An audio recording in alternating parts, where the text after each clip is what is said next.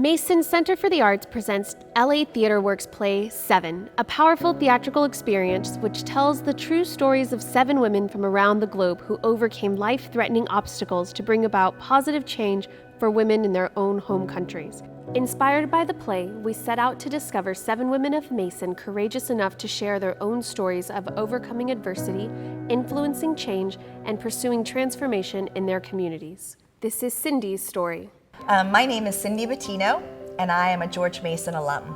I'm a life coach, energy worker, and happiness expert. I'm also a certified Vistage speaker, and I help people find more happiness in their lives.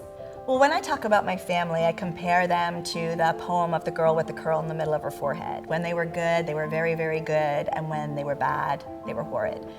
So I grew up with a lot of generational abuse, addiction, dysfunction, and one of my first adult relationships was physically, emotionally, and mentally abusive.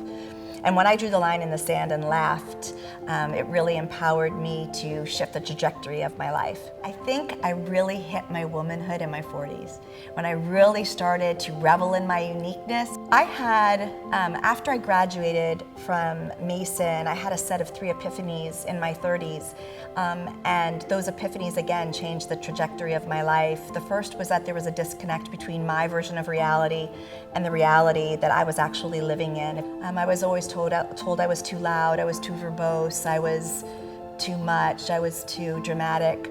But when I really started stepping into the truth of who I was, I began to realize that I shouldn't be ashamed of those things because I couldn't speak to people, I couldn't be on camera, I couldn't be on stages, I couldn't write if I didn't have all of those qualities. So it was really just owning my words.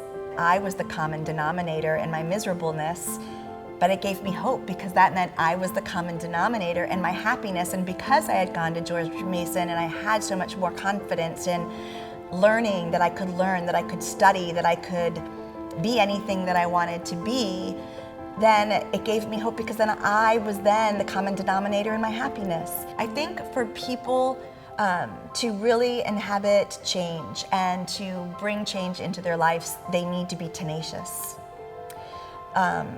It is so important to stay on the path no matter what and be consistent. I know 3 things for sure. That you can come from a family that's broken and still have the life that you deserve. That happiness begins and ends with you and only you. And I know that when women show up in a fierce way in all areas of their life, they're unstoppable. I am a Mason woman.